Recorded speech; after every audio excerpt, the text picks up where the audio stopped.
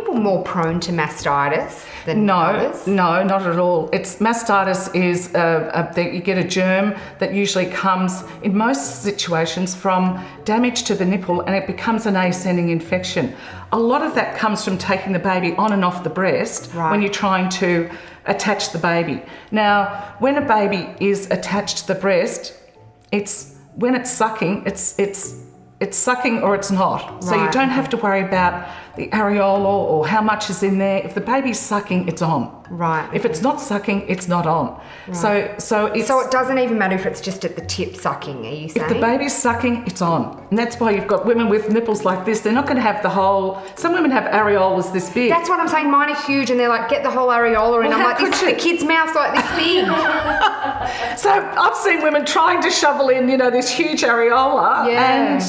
The baby's like, give me a break, Mum. So for, where you're told if it's hurting when they're attached, take them off. What do you say about that? That's right. So if it's really hurting in the first, I usually say for the first 10 seconds, do some deep breathing, relax your shoulders, wiggle your toes, and just let it happen. Because it's actually the baby sucking that nipple in till it gets in position, and that's when the pain settles down. If it gets painful, you take it off. If it gets painful, you take it off. If it gets painful, you take it off. That's when you cause it damage to the end of the nipple. That's when you can get mastitis. Right, okay. So plus the best place for a baby, I don't put any creams on the breast or nipples. I just use colostrum and a bit of fresh air, a bit of salt and water and a bit of sunshine. Just Mother Nature's healing powers. And I found look at it as natural. Yeah, I found that I would often lay out on my back, on the back bench, just getting a bit of sun my boobs. Perfect. And wore a top as minimal as possible to air it out. But there's, I've had a couple of friends who couldn't feed. It was too stressful. Yeah. And they said no. And, often you feel like a failure when things like that happen.